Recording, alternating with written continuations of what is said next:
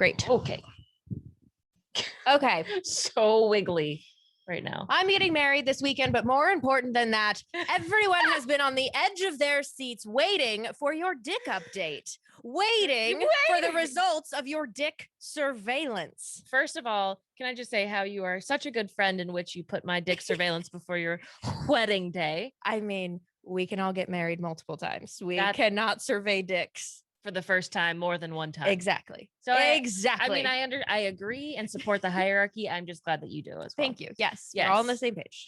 I completed my first mission. I really did. Check that one off the box. Mm-hmm. Yes, I completed the dick surveillance, and let me tell you, it went well. It went well. Well, what is a whistle? I was. It's true. Yes. It's true. All the rumors are true. All the rumors are true. Yeah, it went so well. I let him hit it later. So, yeah, you did. It was good. It was really good. I do have a funny thing that I thought that I thought only this crowd would get. Okay, let's get into it. So, I told you all I was nervous about ball play.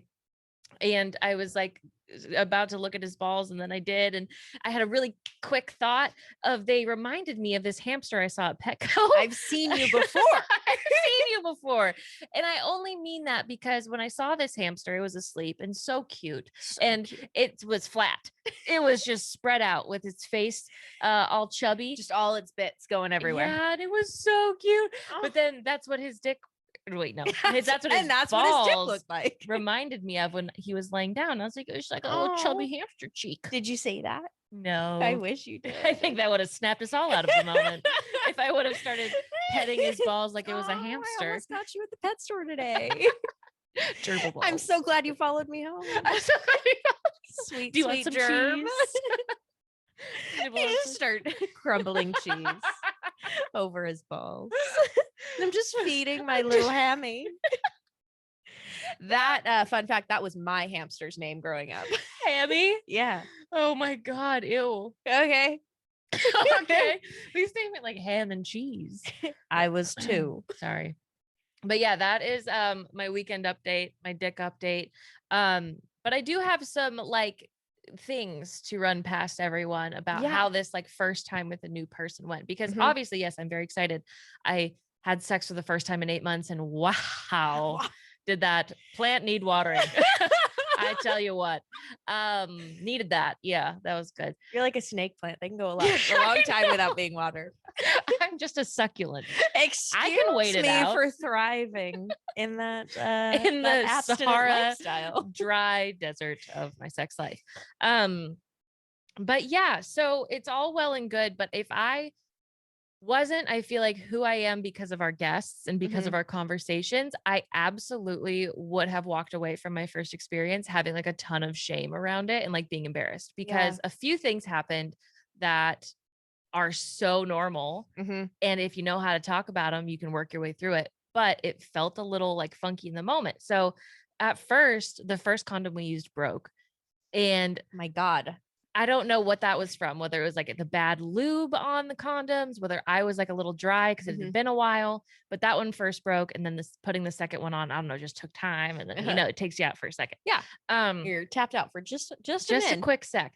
And then the lube we used got really dry and really sticky really quickly. So it wasn't as like smooth as I wanted that transition to be. And then I just like got dry really quickly. Because it had been a while, and that's a body. And because of that, I had to stop before we decided before like orgasming, before we decided to complete together. We completed together. Yeah. So I had to stop because it like started hurting. And I feel like that used to happen to me before. And I used to be like so apologetic and like, so like, this is my fault. He's going to walk away from this hating me. He's going to never want to have sex with me again. But we had a great time. We just couldn't finish. And I had to stop, and the lube sucked and the condom broke, but it was still great. It was still great sex. And we were able to talk through it. And then he stayed over, and it was perfect. It love was a that. Great evening. Yes. I feel like that just exemplifies how shifting your perspective can completely change things, because I think both of us a year or two ago would have been like, well, failure. I suck, there's something wrong with me. And it's like, no, that's what Yeah. having sex is. It's not perfect. It's messy. And if you can find somebody that you can have messy sex with, like it's going to be perfect. that's so much fucking better. Yeah. Because all of this stuff is going to happen. Mhm. You're going to have hiccups. Yeah. But it's about being able to like laugh, shake it off, move on, fix a solution that makes Mhm. it a great time. Mhm. So just have all the confidence in the world because they're scared too. Because everyone's scared. Scared a little bit. A So little bit. Even their gerbils are a even little their scared. Their gerbils. hamsters, whatever they are, everyone's a little nervy. Hamster balls. Yeah. So anyway, that is my update. It's going great. I'm having fun. And You have one more update from this weekend. Oh, yeah. Because Emma fucks and then leaves. I do. I'm a runner. I'm a runner. I'm a track star with that one.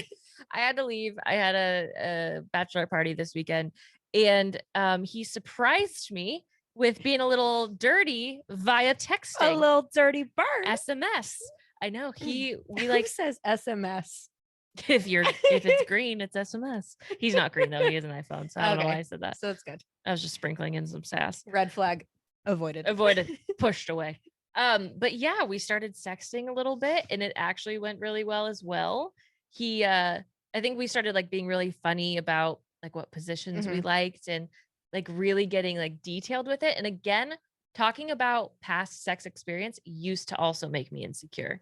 Okay. But now it's fun because now we know what we like. Exactly. Now it can be a turn on. Yeah, exactly. So we started like talking about being in all those positions and like being on top. And he's like, yeah, well, when you were on top, your pussy felt really good. I was like, yeah, she tastes good too. And that was my favorite line from the night that I've done. You are a writer. Charles Dickens, step down. Dickens. I was like, I closed my eyes and pressed send on that. I've got this. Did you tell anybody at the moment that you were sending that? No, I was alone. I was like, I was going to bed. I was like, oh, I thought you were like with all the people at the Bachelorette. This was the night before I left. This so is at your mom's. Yeah, this is at my house of childhood, where I was sleeping on the couch because my grandma was in my room. Yeah. Well, that's where the best sexting happens. Yeah. So, but yeah, and we talked about like, where perhaps if he were to finish outside my body, I would like it to be. You're like, I have an episode for that. Right in my eyeball, actually. Actually, I'd like the bird poo straight down from the top of my forehead. Bird poo. I want the plop on my forehead. Give it to me. Give it to me. Give it to me, daddy. I'll move my hat so you can reach. So yeah, it was. So where did you say? I said my stomach and my chest. Right in the belly button. Right. And if you fill up the well inside of my belly button, I'd be happiest. Thank you. And I feel like we said one more other thing. I can't remember. I don't know. We just did a really good job. I'm so proud of you guys. Thank you. That's huge. I know it was huge. It was a lot of really big steps. And he made a joke today because we saw each other for the first time since I'd been back. And he's like, it feels like we'd been strangers, like sexting all weekend. Because like we don't like know each other super well. Right. But then we had sex and I left and we got really intimate. Yeah. And then it was like, hello. You were the one I was sexting earlier. My vagina tastes good. That's me. I said it. I admit it. And I blushed so hard, but whatever. Oh my God, I love it. Anyway, what's new with you? I had sex 3 times yesterday. Whoa! All with the same person. Oh, boo. My fiance, I know. So boring, but it was really good and it was really fun. There's really not much more to say. No, that's amazing. How did you have so much spunk? I don't know. Energy. I'm ovulating right now, so we used condom. Oh, for sure. Oh yeah, because we're not on birth control. No. Did you just remember that? Neither of us are. No, I remembered that night. Don't worry. Okay. Like we can talk later. Yeah, and it was so much fun, and it was great, and good. Yeah, 10 out of 10. That's amazing. Now I have to expose myself potentially, and I am praying to sweet baby Jesus that you've experienced this too. Fingers crossed. So I went and got a Brazilian wax. Oh, maybe that was part of the spunk too. Love it. Yeah. But okay, I went to the same place that you went to. and I had to get on all fours and then drop onto my elbows, which is the most Here. compromised position. In case you Go can't, get on YouTube and see Emma. You look like you're about to usually give me a there's blowjob. not another person in my face region and their crotch right there, but this is how you are. And they get back in your ass. Yeah. And I've never had I've had you Brazilians before. I didn't. Okay, I didn't know where didn't. this is going. No, so she did the whole thing, and then I had to get on all fours, and I was very clean. And then she's like, okay, I'm just gonna clean up back here. And she wiped my ass. Yeah. So that's happens. okay. Yeah. Thank God. Yeah. I thought there was something I had missed. And I was like, I'm foul. I'm dirty. I'm sick. I shit everywhere and I didn't know it. Cause I like, they hand you a wipe before you even start. Right. So I like took care of business. I mean, I think it's also just to like prep the area for waxing Makes and removal. No, I get my ice wiped. My ass wiped every time. Okay. Yeah. But I've only been a few times, but yeah. That's how how sad would that be for me if it was just me? If wow. you just This girl can shit herself and not even know. If you were like, oh my God, Stunning. that's never happened to me. So So that's good I hear to they know. only do that to like gerbils. Gerbils, and hamsters, and cats. you. Yeah.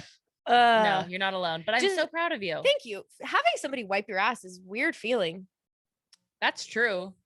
There's only a handful of times I can remember. That was the weirdest part of it for me. Was Yeah. having somebody like wipe and she got in my labia, like she was like moving shit around. Yeah. It makes it sound like I have some real long curtains down there. I mean, you can join And the club you know if you do. There's this girl on TikTok that's like, you know, that trend where it's like talking to someone who has longer labia than me, and then it flips and it's no one else. No one. So I get that with her. Me and her both. You can join the club I if mean, you're cool. But I'm cool. it doesn't sound like you're I'm- very cool. Well, based on this experience, I'm cool. If you're having to like move things around, hold things to the side, I guess I'm pretty cool. Okay, don't glare at me. Believe me. I believe you. And then my ass was wiped. So it was intense. It was an intense moment for all of us. Yeah. Oh As my my God. voice cracks. Yeah. She's really nervous about this. So those are all that's my weekend update. I love it. I love it. Thanks for sharing. I'm You're so so happy you welcome. got some premarital sex in. I know. I don't have much time to get that in. No. Ugh. Get her so in. weird that Get I'm her gonna be in. married. I know it is really I weird. think I'm too young. Child bride. I know. People who aren't child brides, like our guest today. Yeah. Beautiful transition. Thank you. Beautiful transition. Gigi Engle. Yes. A goddess. Goddess. So we've talked about talking about sex before. Mhm. That's nothing new. But I think that we just have more questions now. Mm-hmm. More specifics. I mean, yes, there's like how to bring up sex, but there's specific questions like how do you jinx? But Jinx. You How do you go. tell someone they suck? They suck it with how do you tell? Like my favorite question. Well, I shouldn't say this. Maybe I should just let you listen. But I guess I'll say it.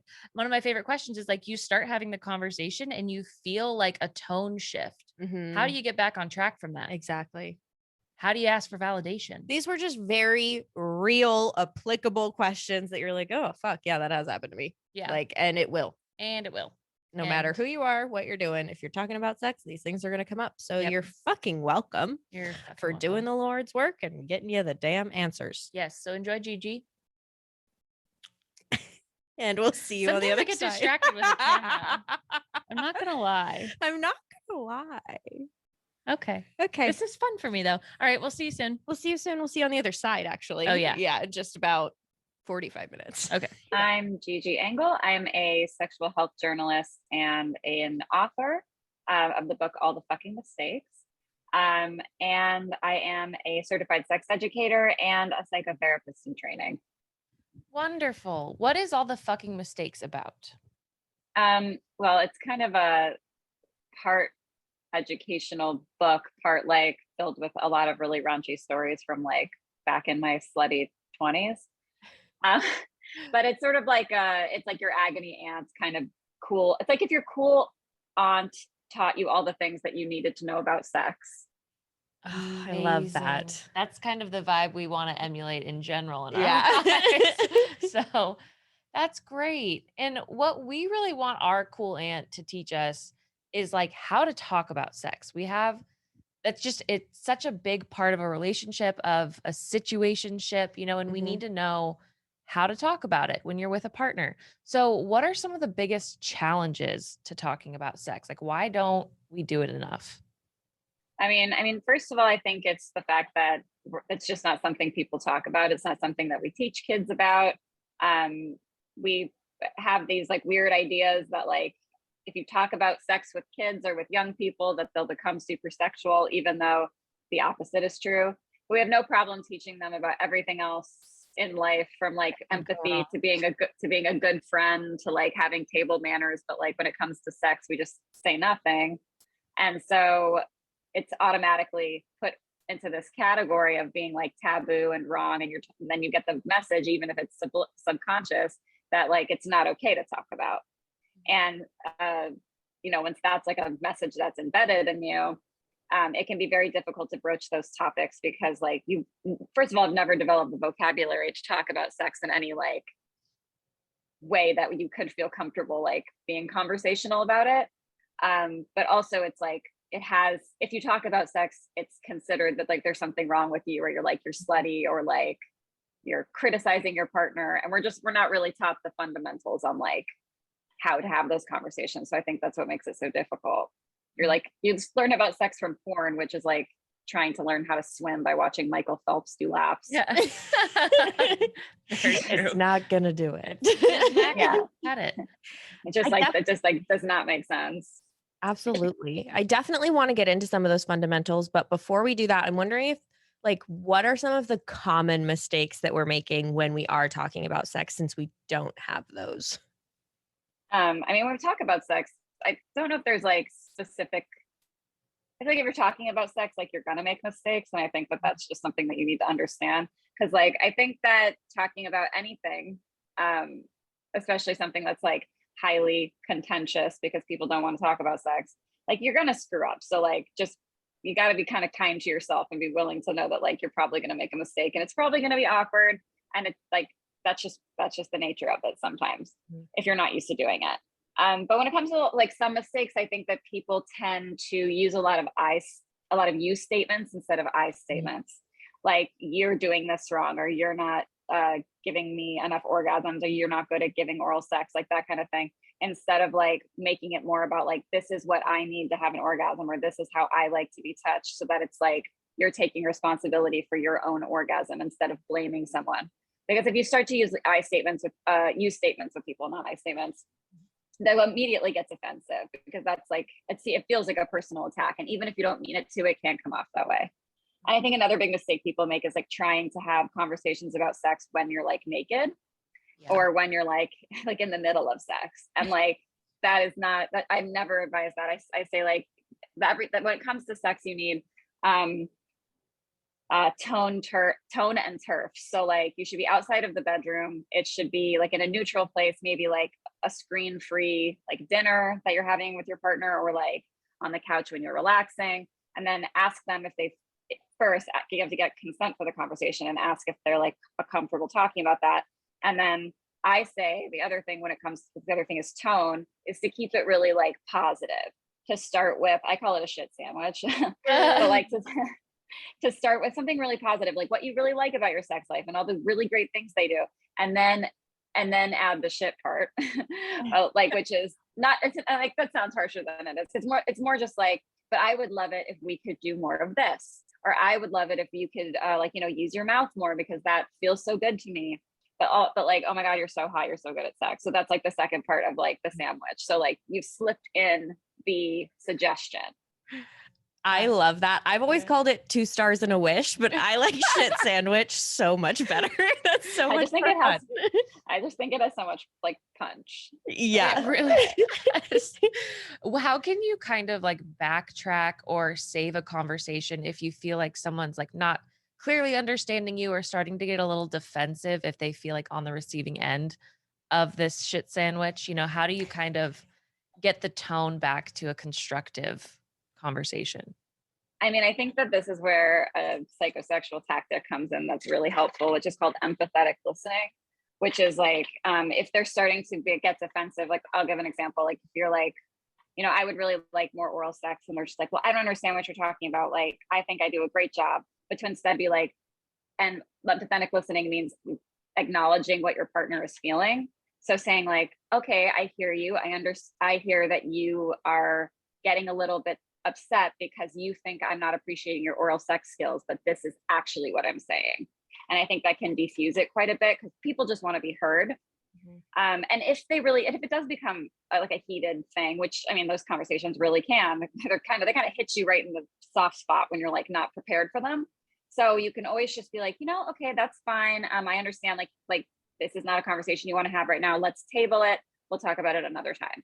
And then like bring it up at another time, maybe when they're like in a better mood, or just be like, you can bring it up later and be like, not the same day, maybe give it a few days, and just be like, you know, we were talking about sex, our sex life the other day. And like, I know that got, you know, that got like darker than I wanted it to. But like, this is what but like, this is what I was actually trying to say, or like, and you can, and one of my favorite things to say to people is to tell your partner that you are in a growth mindset, you around sex, and that you are interested in always expanding your sex life and always expanding your sexual repertoire and trying new things. And that's where you are in your journey. And you cannot make them join you, but you can invite them. Yeah. I like that a lot because it again centers it back to you. Be like, I'm just trying to grow, baby. Like, come on, we're just trying to have better sex. And that's why we should be having this conversation. So I really like that. If you're trying to start that conversation, and like you were saying, obviously making sure that you get consent, but if you're like, oh, I really want to talk about our sex life, is that okay with you? And they're like, I don't feel comfortable doing that. Like, what do you do from there? Is that kind of just like well, great. Yeah. I mean, I think a lot of people would immediately go, well, great. I actually am not even sure, like, if I were hit with that right away, if like my immediate reaction would be like the good thing. I would just be like, top notch, and walk out of the room. Even though that because I know that that's not right. But like, I think like, again, that's like where you can talk about the growth mindset thing. And you can also just say, you know, like sex is a very important part of relationships. It's not the most important thing, but it's a very important thing. And it means a lot to me. And you not being willing to engage in that conversation is hurting my feelings. And like, that makes me feel bad that you won't talk about our sex life, because like, again, I am in this growth mindset. I want to have a really good sex life. And like, being able to communicate about sex is a very important aspect of having a relationship for me. And so like, I need you to be able to figure out how to engage with this with me.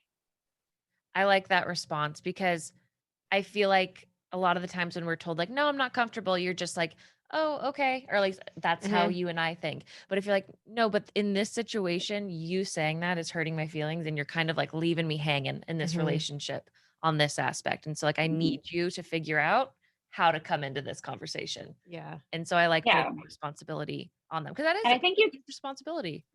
Right. It's their responsibility to educate themselves on that. And I think like putting the emphasis on like how that's a really important thing for you. And like, if they're not willing to get on board with this growth mindset, like, and I'm not saying this would be a deal breaker for everyone, but if someone will not engage with your sex life and it is really, really important to you to have good sex, which obviously it is for all of us, let's be real, then it's like perfectly okay to break up with someone for that reason. Like, I have a lot of people who come to me, and a lot of times people are coming to me because they are looking for a way to end a relationship, and or like trying to figure out if this is something they should stay in. And like, if somebody's not willing to engage in sex with you, we have this like cultural idea that like sex isn't that important. So like, if you don't have a good sex life, like, oh, but they're so nice, oh, they take the trash out, like, okay, pretty bottom of the barrel. But like, oh, the sex isn't great, like, oh, that's not a big deal. But like, it is a big deal, and it's actually a completely legitimate reason to end the relationship if like your sexual needs are not being met and they are not putting effort in and are not willing to improve their sexual skills. So it's like people are coming for you for permission to hear that. I think so. A lot of the time that can be a thing where they kind of know they're kind of in this like a relationship ambivalent state where it's like, should I stay? Should I go? And then they just want me to confirm that like they have the permission to leave a relationship if they want to, and that they're not like bad and they're not like being ridiculous because they're leaving someone because the sex isn't good. Right. Yeah. I mean, I've been there too. You know, you're Mhm. looking for the validation when like you're constantly caught up inside your head. Like sex was a big issue in my last relationship. It ended up being for like more reasons than just like, oh, we're physically not getting along right now. But you are looking for someone to be like, that's a really valid pillar in the relationship and not something to be like breezed over. You should be looking at that. So, Mm. I mean, Mhm. it makes sense. And then there's a lot of like instances where like partners will gaslight you into thinking that sex isn't that big of a deal, and like you're the one with the problem for thinking it's a big deal, and like that's bullshit. Is it ever the solution? And I'm going to say no. But in my last relationship where we talked about it too much, like, is that ever a problem? I think it's not really a problem per se, but it can be an issue if you are constantly talking about it but nothing is changing. Uh-huh. Like that's like if you're not taking the actions, or like you'd have to tell me the situation, but like I think sometimes people will be like, oh yeah, you're right, we will have sex more, or like, yeah, you're right, I will do more of that, and then they just don't do it. Mhm. And so you're constantly talking about it but nothing is changing, and that almost can feed the resentment even more, because it's like, you know what I need and you're not doing it. Yeah, exactly. The situation that keeps popping up into my head, it's not like a specific situation, but just general of like, if the person wanting to talk about sex is really nervous to do so, because I think I forget that we aren't all talking about sex 24/7. Just because we are in our lives doesn't mean that everybody else is. And so it's like, if you're really nervous, how do you, are there like ways to practice it without a partner, or like practice with friends, or like practice in the mirror? Like, are there ways to practice talking about sex? I mean, I would definitely do all of those things. I think like we need to be like, we femme people need to be like talking about sex with our friends a lot more, and like not being afraid to have those conversations. That is really good practice. I mean, of course, you can see like a therapist or a coach who's like a sex positive person who will talk to you about sex, and that can help you get more comfortable with those conversations.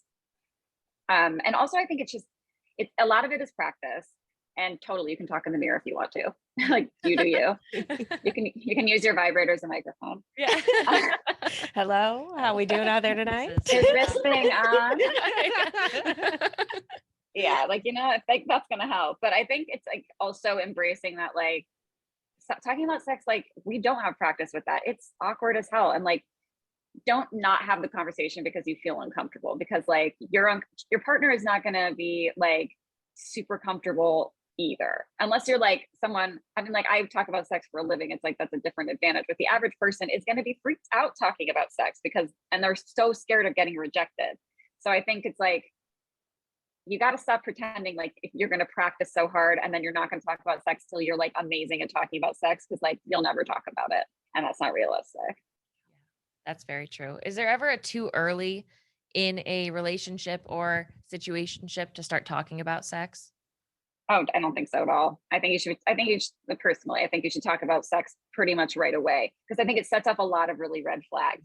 If they're not receptive to that, if they get too sexual too quickly and make you uncomfortable, and then, I mean, like, then you want to set a boundary and be like, oh, you know, I like to talk about sex, but like that's a little intense for me. And if they don't respect your boundaries, sayonara. If but talking about sex and kind of talking about your desires and your kinks and interests and stuff, I don't think there's anything wrong with that, because someone who's actually like cool and down to clown is like, one, not going to judge you for that, and two, is not going to be like scandalized by it. Right. And also someone who's worth your time isn't going to be a complete creep about it. Mhm. And I think that I think people should have sex whenever they're ready to have sex, but like, I kind of think the sooner the better, because you want to know like if that's something you want to invest more time in. I love that answer. I do too. I really do. What was I going to say? Yeah, I'm someone who, if I like you, I get comfortable pretty quickly. And so I find myself asking those questions or like bringing up these topics quickly. And I'm like, I don't know if this is too much or not, or if I'm but like, getting too I personal. think it's authentic. It's authentic. And I think that someone who's down and someone who's cool is going to love that about you. And someone who doesn't, peace out. Yeah. Mhm. Down to clown. I I like like that that. You phrase. need somebody who can meet you there. Yeah. Because it's Because you're I not mean, gonna it's have not any going to get fun. better. Yeah, like it only This gets more intense. only gets more aggressive. So I guess I got to start off authentic. Yeah. I mean, I think if you can come to different conversations with people you're dating, people you're talking to, like as quickly as possible with just your authentic self, not trying to play like the cool girl or trying to play chill or trying to play games. Like people who have like actual secure attachment styles and are looking for something serious are going to see right through that immediately and are not going to be down to like hang out with you again. So just be yourself. That's the wording I've been looking for, that I feel like you and I both, I don't think we have secure attachment styles, but I think we have. We'll talk about that later. We'll talk about that later. But when we are around people who we can tell this like facade is kind of up for whatever their reason is, but it's like we get a little uncomfortable and it's like, oh, I don't think I can trust you. Yeah. I don't know. Doesn't feel good. Okay, you go to your question. That was a tangent. Sorry. Oh, I was going to ask, so like in terms of things that we're talking about when it comes to sex, you mentioned like desires, kinks, all of that. Is there anything else, like, should we be talking about our attachment style? Like, I guess it depends on the person and like who we're talking to. Should we be bringing up like past trauma that might come up? Like, how do you have all of those different conversations? And like, is it too, like, is the first date too soon to be like, yeah, I had this really horrible experience? Like, if you're comfortable doing that? I mean, I think that there is again, there's no perfect answer for this, being such a therapist right now. I can't be definitive, but I do think that there's a line between being authentic and unloading trauma on someone who did not ask for that. Because a first date like is supposed to be fun. It's supposed to be cool. It's not supposed to be about like you talking about like your past domestic abuse situation, like maybe on the first date. Yes, of course you should be able to share that stuff and be authentic about it. But like you really just met this person and they want to have a fun first date, and hopefully you want to have a fun first date, not talk about like your deeply traumatic past. And then they're like, oh, that's a lot for a date. I just thought we were having sushi, but okay. Yeah, it's a little different talking about like, I'm really into this specific thing and here's all of this shit that happened to me. Talk about a shit sandwich. Talk about a shit sandwich. I mean, I think sex is a different thing because like, first of all, you want to know what somebody's into sexually right away, because that's actually going to impact your relationship with them. But also sex is not, it's not heavy. At least it shouldn't be. It's not like, it's not like trauma. I mean, people of course have sexual trauma, but it's like talking about sex, talking about your interests, like that is fun. That's flirty. Maybe unloading like a intense amount of trauma within the first couple of dates is like, maybe hold off on that a little bit and wait until you're honestly, like, even if you feel really comfortable with the person, you do not know them. And that is just the reality of it. So like, you know, I think people should be a little more cautious with the personal information that they choose to share with people, because like at the end of the day, that person is a stranger. Yeah. And something like vulnerable could get, like the moment could be ruined or hurt you more if you bring up something when it's just not the right person and not the right time. So it's like reading that room.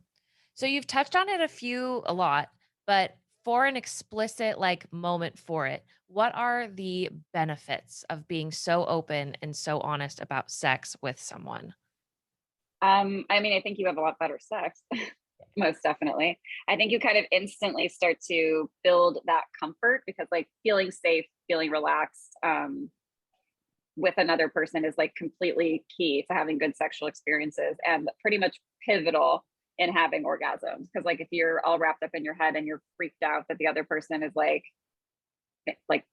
not into it, or like they're doing something wrong, like you're not going to have an orgasm from that, and everyone deserves to have an orgasm with that.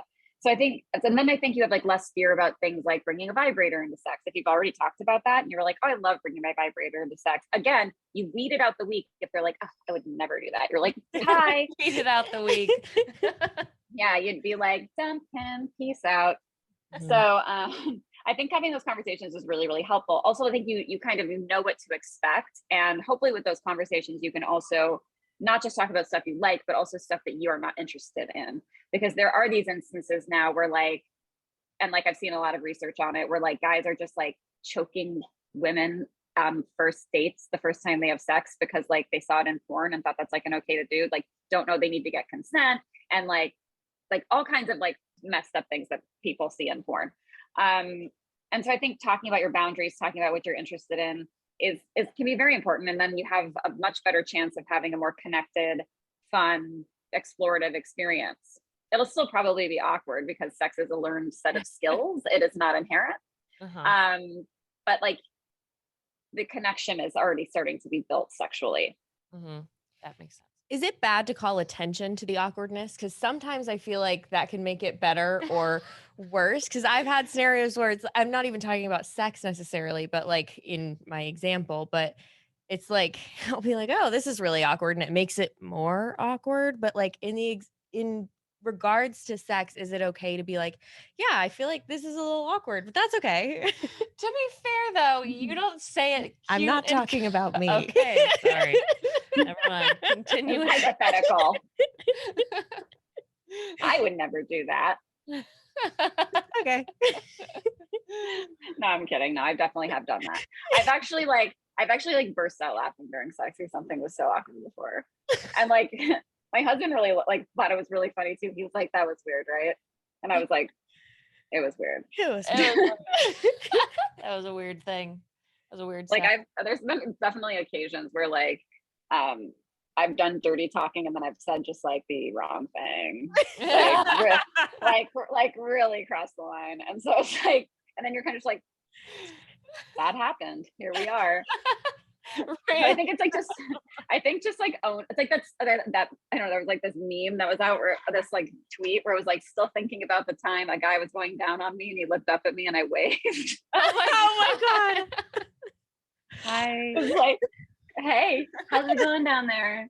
Hello. Like, yeah. So like, yeah. I mean, I think it's okay to acknowledge awkwardness if you feel comfortable doing that. If it makes it weird and like then they get uncomfortable, I think it is important to be like, hey, like, sorry, I pointed that out when we were naked and I just thought it was kind of like awkward and funny, but I know, I feel like that upset you and I apologize for doing that. Cause like and then you just move on. What was that? Something else, just be like, I think it's not like you don't feel bad for saying it. Never say I feel bad for saying it, because we all know we don't. But you can just be like, I'm sorry I made you feel that way. Because that's like not apologizing for saying it.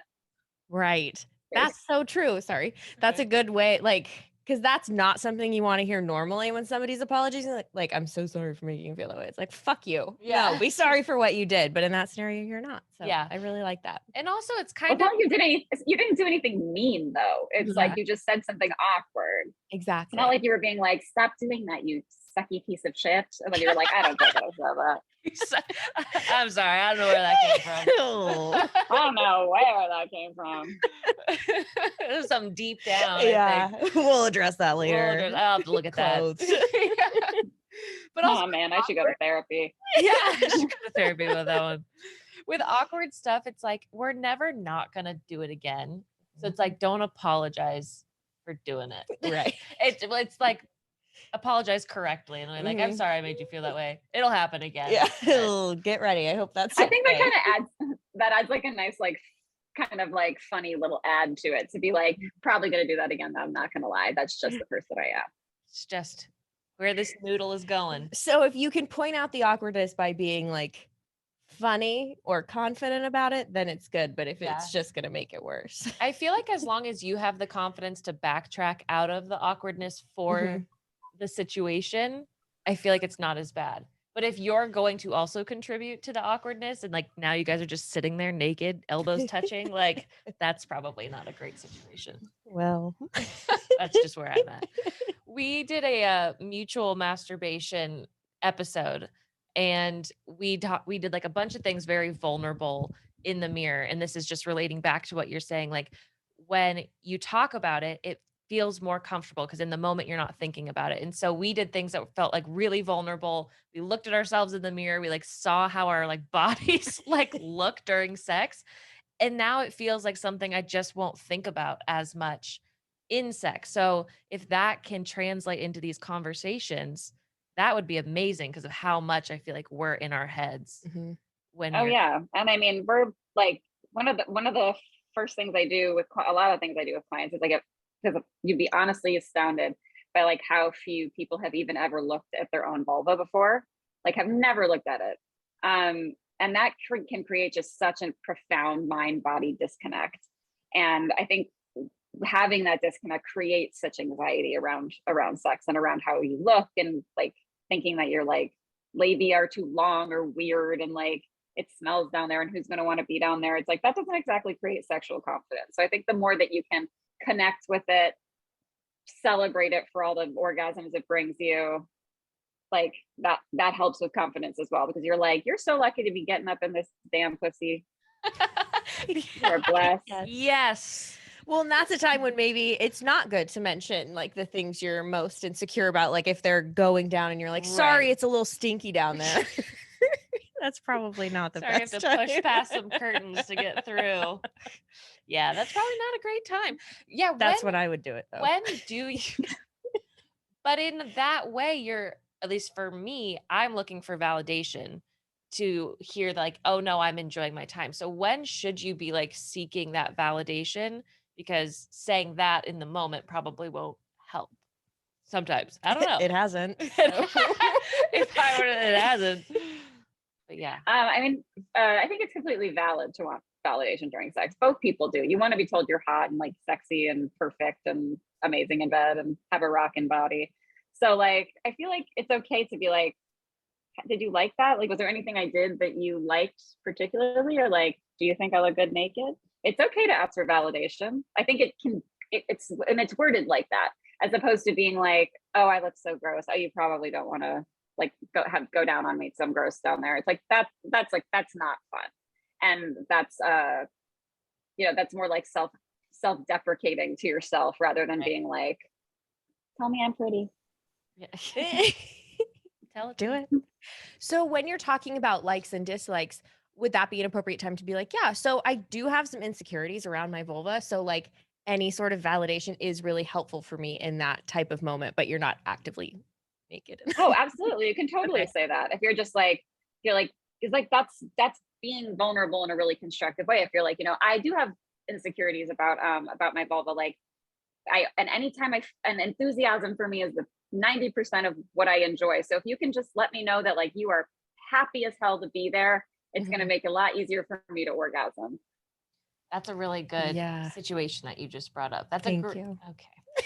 That's a good point, because you're like if you're already there in that conversation of likes and dislikes and being like, also, I could really use some cheerleading when you're there. Just give me a song, give me a pom-pom. I don't know. That'll make me feel smells great. Anything. That could be really nice. Good idea. Yeah. I really liked your answer. I appreciate it. Yes. So we put out like this question box about like burning questions about sex. And we got a lot actually about how to have different conversations, but mainly about how to say when things aren't going right in the moment. So one listener asked about like faking orgasm and how do I talk about that? Do I talk about that? Like I want sex to get better, but I've been giving all of this like fake validation for a while. So how do I have a conversation about that without completely destroying and obliterating your partner? I mean, first of all, that is not an easy conversation to have. So to like pretend that the other person is not going to feel like maybe like disappointed, not because they're like, you're like disappointed at you. They're going to be disappointed in themselves for not having like, right. First of all, not doing what you needed to have an orgasm, but also the fact that they thought they did a good job and you were faking an orgasm and felt like you needed to do that for their ego. So I think like the best way to have that conversation is to just be like, this is, again, you make it about me. And you're like, I feel so badly that I have to like have this conversation with you because like I've been putting it off for so long because it makes me feel very uncomfortable. But like I often fake orgasms because I get like for whatever reason, let's say like they're not getting enough stimulation in like a specific way. First of all, you should masturbate a lot and figure out exactly what you do need so you can give them instructions after this. And it just be like, and you're wonderful at sex. I love having sex with you, but like I think it's not doing our relationship a service to lie. And I have been faking orgasms, and I would love to like work on some of our sexual skills so that we can connect better, and I can maybe like focus more on the things that give me orgasms, because like obviously I don't really know that well, because I would have been probably doing them, and like what you're doing may have worked for other partners in the past, but everybody is different. So I would love if we could work on that a bit. I know I don't want you to feel bad about it. I know that you probably do a little bit, because that's not a great thing to hear. But I just want us to be able to move forward from this. Wow. Well done. That was like a perfectly wrapped up way to bring that up. What kind of response can you reasonably expect to get back? I mean, I think that it's kind of hard to call, but I think there are definitely going to be people who are like, what? You've been faking orgasms? Oh my God. And then there's going to be people who get really insecure and are like, oh my God, I'm terrible at sex, and may like pull away a little bit for a bit, and just you kind of have to give them that space, and maybe come back at like a few hours or like the next day, and just like I know that was like a hard conversation to have, but like I really do love having sex with you, and our sex life is so important to me, and I just want us to be in this, again, growth mindset together.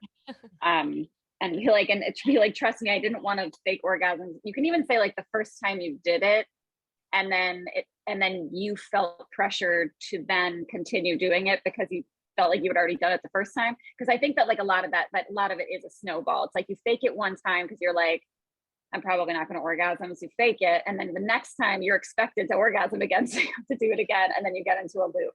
So I think you can just do it that way too, and you can be like, it's not really your fault, because I was clearly giving the signs that what you were doing was the right thing, right, when it wasn't, which is really, I take responsibility for that too.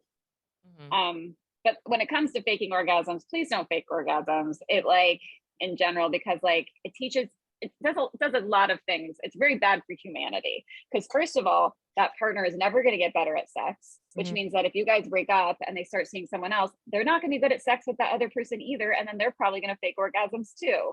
So like tell them what you need, because like, first of all, you deserve to have orgasms, no faking it, but also you're doing the world a disservice, because if everybody's faking orgasms, that's why we're all faking orgasms. Like people fake orgasms, and it's snowballed, and everyone's faking orgasms, and now getting these like we're getting like P and the V pounded, like there's no clitoral action, and we're like, yeah, give it to me. Maybe this is bad, but if you are in a situation where you've been faking orgasms and you're like, I really don't want to have this conversation, would it be bad to just stop faking them and start asking for what you want? You actually can't. That's actually a very good strategy. If you feel like you can, if you can kind of, I mean, you can totally just stop faking them if you want to just do that, for sure. But I think you can also like taper off, like not like be a little less enthusiastic each that time. was a weaker one. You're losing your touch. We'll have to work on that. Or to just be like, I love the stuff that we do during sex, but I really want to bring like a sex toy in, because like that's kind of a guaranteed. Or like I would really like more of this or more of that. I feel like that would give me like even more pleasure, and kind of just move them into the things that you like that they do. If they don't do anything you like, you might want to reevaluate if that's like something you want to work on. Totally can work on it, but honestly, if they're not doing anything right and you've been having sex for a really long time, yeah. Have you ever? No. Faked? Not with my current partner. It's been 5 years. I don't know. I don't think so. Okay. No, I'm too I get a little mean if I don't work out. I used to. I've worked on that. Now I'm a lot nicer. But good. I used to be like a little feisty if I didn't, and I would be it wasn't very fair or nice, because I wasn't asking for what I wanted. I'm not saying this is right. I wasn't fair, but I was just a little bitchy I didn't. And I made it very obvious that I did not orgasm. Yeah. Just dead eyes straight in the face. I didn't come. I've done it before. I mean, that's not too blamed, because it's like, if you RSVP to the party, you better come. Yeah. You better come. That's what I was saying.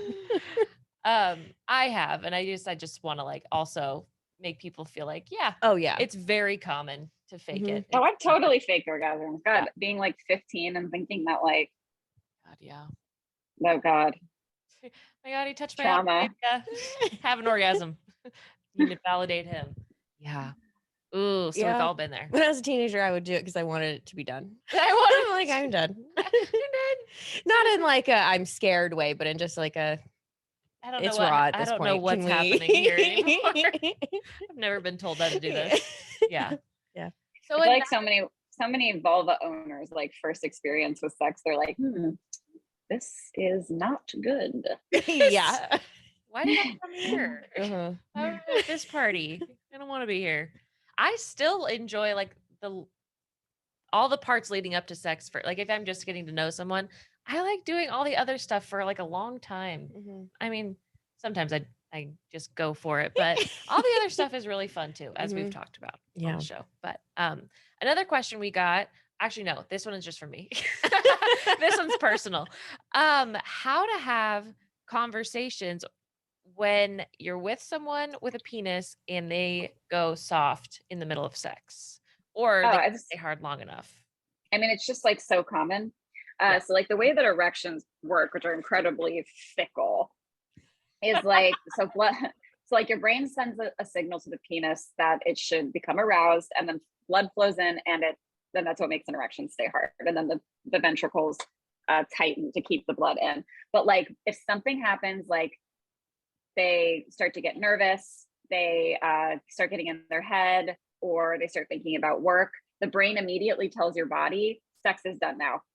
And that's when usually like when you'll end up with like a less hard penis. So I think like the best way to handle that, or like a non-erection entirely, is just like completely normalize it and just be like, oh cool, okay, I guess that happened, let's do oral sex for me. Or like let's go out and down. Or be like, you could be like, oh babe, it's no problem, let's make out, and you want to do some butt stuff. Yeah. Oh.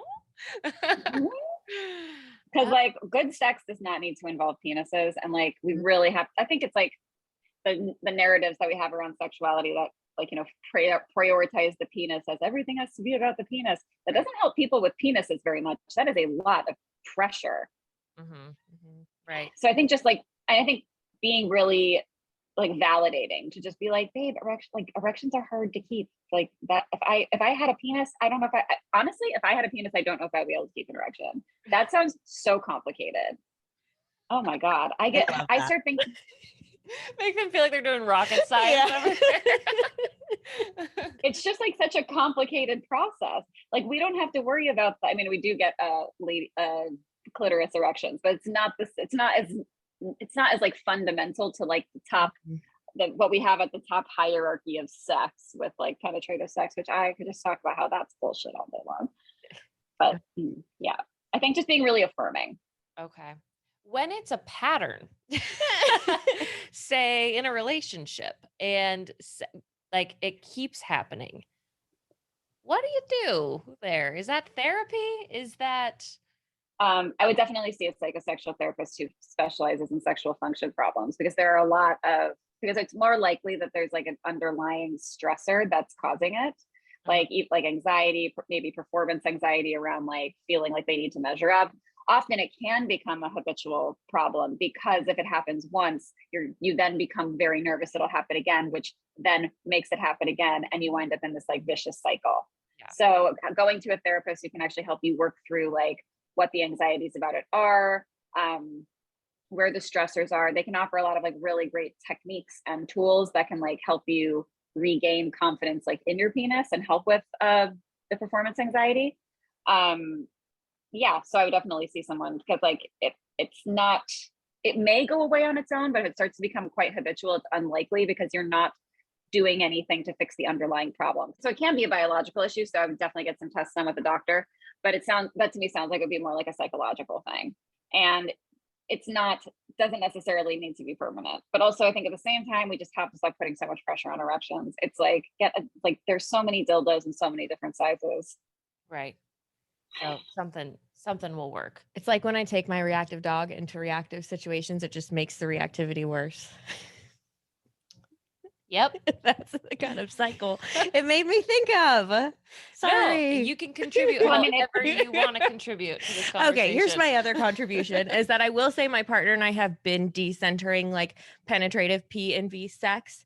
He does have a penis, but it's just like as we've tried different things and not focused on that, our sex has been so much better. And we'll be at the end and be like, oh my God, you were never inside me with your penis. And it's like, it was really fucking good. And we both had really good orgasms. And it's like, okay, well, when we get more creative and talk about different things to do, it's like, yeah, no shit. Our communication is better. Everything's been better. Mhm. So Mhm. decenter That's penises. actually, Better penises. I usually take PIV intercourse for heterosexual couples off the table almost immediately in sex therapy if there's sexual function problems, because like it gives you a chance to explore. And one of the biggest problems with keeping erections is the pressure to perform. So if you remove the penis entirely, it's like we're not doing any of that. We're doing other stuff, and like the penis doesn't matter. And you start to explore, the pressure automatically goes down, and in a lot of instances, the erections then return. Because they're like, oh, I'm not nervous, and oh, I can please my partner in plenty of other ways. My penis is cool, but like, don't need it and don't need to be that stressed about it. Penis isn't scared anymore. It's like trying to come out and then Penis isn't scared anymore. Yeah. Yeah. Feel safe. Feel safe here. You had one more question about sex though. Oh, something I feel like that I see on TikTok and it's experience, like I've experienced it before, and I feel like people talk about it all the time, is like if you're actively engaging in something with partner, like let's say they're going down on you and you're like, yes, just like that. But then they start going faster or completely changing what they do. Like, is there a kind way to correct them or redirect them back to what you want? Because you just told them Oh yeah, to do I that. think that's just sometimes the direction of like, yeah, keep doing that often translate as do it harder. Yes, faster. Yeah. And so they think they're doing what they're doing is right. So you can just be like, babe, can you slow down like you were doing it before? Or like, could you like do that thing you were just doing before that felt so good? And like, they're gonna just do it. It's like a lot of the time when you're like, yeah, that feels so good, I think sometimes they start moving faster because they got very excited that they're doing it right. Yeah, they're like, you like that? Wait till you see this. Turbo speed. Yeah. Turn on the nitrous. Yeah. So it can be very simple as to just say, like endearingly, please do that other thing that I just said. Please. Yeah, you can just be like, babe, slow down a little bit. Slow down. I like what you were doing before. And then we'll just do it. That's not like being like, you're terrible. So Shit. you're a piece of shit. I love you. I love you. Go back to what you're doing, you piece of fucking shit. You're like, I love you. Kiss on the nose. Yeah. I mean, people respond differently. So Yeah. you never know. You never know what's gonna work. I'm not here to judge. Is there anything else around conversations about sex and with a partner that is really good to like touch on or to bring up? That's a very large question. Yeah. I mean, I think that there's like a million things that are kind of that you should bring up. I think it can be really fun to do if this is somebody who you're comfortable with, to do a yes, no, maybe list, which like is like a really extensive list of like pretty much every sex act you can think of, from like French kissing to like tying someone up and pouring wax on their balls. So like, and I think it can be really fun to like go through and write down like things you wouldn't want to try, things you do want to try, and things you're like, I actually hadn't thought about that, maybe. And then to compare lists with your partner, because I think that can open up a lot of very interesting ideas to kind of see where you might be aligning. So you might be like, oh, I had never thought of doing pegging, but like I could be into that. And then you have something else to try. I think it keeps things fresh. Mm-hmm. We've heard it as what want, will, won't list. Is that like the same thing? Yeah, same thing. Yeah. I love those lists. I think it's like it can really open up your mind and be like, oh. Well, because then it takes it off of you a little bit too, and you're like, "Well, I didn't suggest pouring wax on your balls, but this guy here it is." I'm gonna check yes. Yeah, exactly. We love diverting the blame to something else, something in someone else. Exactly. Love it.